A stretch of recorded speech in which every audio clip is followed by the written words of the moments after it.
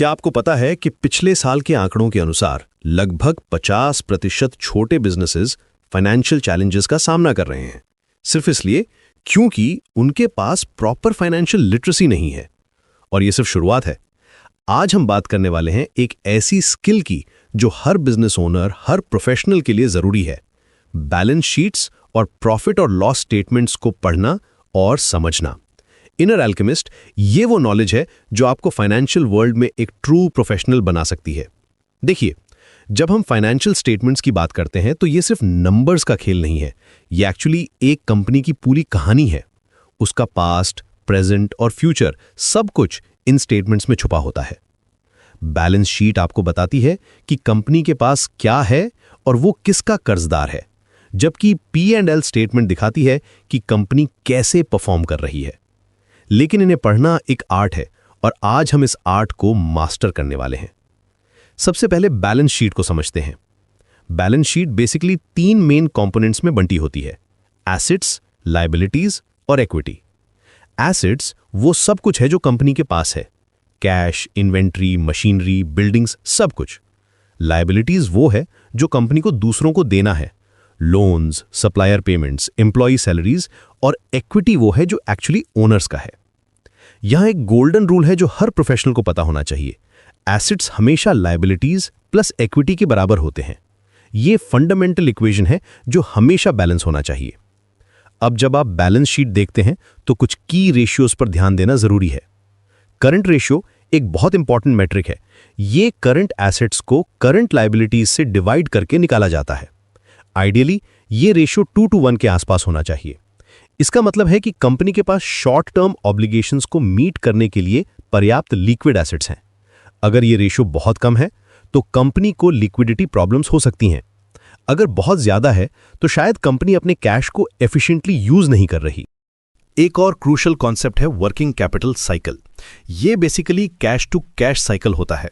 जब आप raw material खरीदते हैं से लेकर जब आप फाइनल प्रोडक्ट बेचकर पेमेंट रिसीव करते हैं तक का टाइम। इस साइकिल को जितना शॉर्ट करेंगे उतनी ही आपकी प्रॉफिटेबिलिटी बढ़ेगी। इमेजिन करिए, 2 कंपनी है, दोनों के पास सेम वर्किंग कैपिटल लोन है, लेकिन एक कंपनी इससे 150 करोड़ का टर्नओवर जनरेट करती है और दूसरी 400 करोड़ का। डिफरेंस क्या है? Efficient working capital management. अब डेट के बारे में एक इंटरेस्टिंग फैक्ट। बहुत से लोग सोचते हैं कि डेट बैड है, लेकिन एक्चुअली डेट चीप मनी होता है। ओनर्स कैपिटल सबसे एक्सपेंसिव मनी होता है, कम से कम 3 गुना ज्यादा कॉस्टली देन बोरोड कैपिटल। ये एक काउंटर इंट्यूटिव कॉन्सेप्ट है जो बहुत से बिजनेस ओनर्स को समझ नहीं आता। जब आप डेट लेते हैं तो आप लीवरेज क्रिएट करते हैं और प्रॉपर लीवरेज आपके रिटर्न्स को सिग्निफिकेंटली बढ़ा सकता है। P&L स्टेटमेंट में भी कई लेयर्स हैं जिन्हें समझना जरूरी है।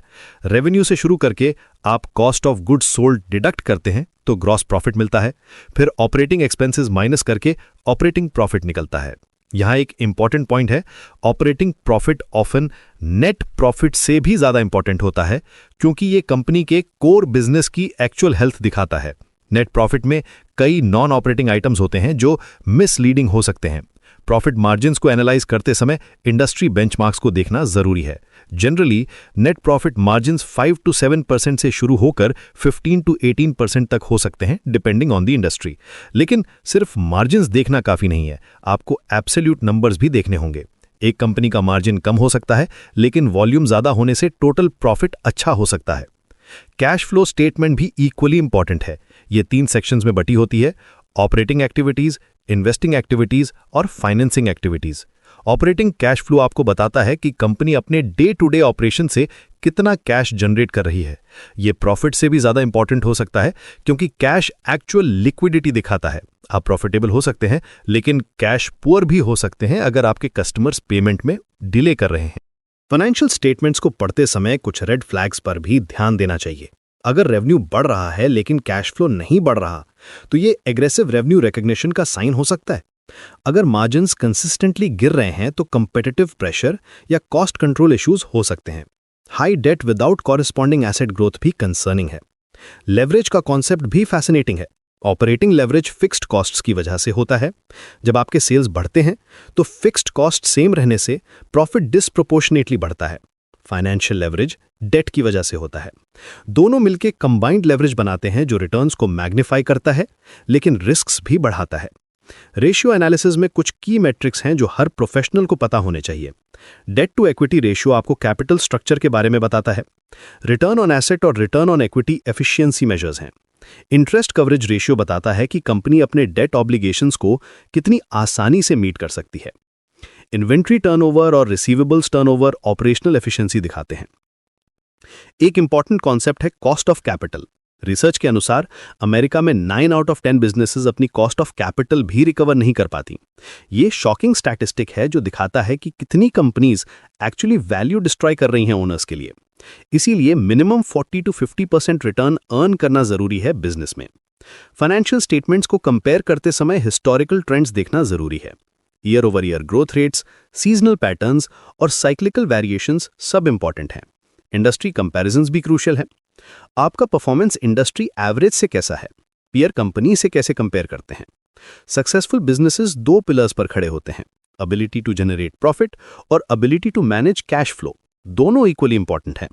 आप प्रॉफिटेबल हो सकते हैं लेकिन अगर कैश फ्लो मैनेजमेंट पुअर है तो बिजनेस फेल हो सकता है। कॉन्वर्सली, अच्छा कैश फ्लो हो लेकिन प्रॉफिटेबिलिटी ना हो तो लॉन्ग टर्म सस्टेनेबिलिटी नहीं है। आज की डिजिटल एज में फाइनेंशियल लिटरेसी सिर्फ फाइनेंस प्रोफेशनल्स के लिए नहीं है। हर एम्प्लॉय का एक्शन फाइनेंशियल इंप्लीकेशंस रखता है। मार्केटिंग स्पेंड करते समय, हायरिंग डिसीजंस लेते समय, इन्वेंट्री लेवल सेट करते समय सब कुछ बॉटम लाइन को अफेक्ट करता है। इसीलिए ऑर्गेनाइजेशन के हर लेवल पर फाइनेंशियल अवेयरनेस जरूरी है। तो ये था आपका comprehensive guide to reading and understanding financial statements like a professional. Remember, ये स्किल आपको सिर्फ नंबर्स पढ़ना नहीं सिखाती बल्कि बिजनेस की पूरी स्टोरी समझना सिखाती है। प्रैक्टिस करते रहिए रियल कंपनीज के स्टेटमेंट्स के साथ और धीरे धीरे आप भी एक फाइनेंशियल एक्सपर्ट बन जाएंगे।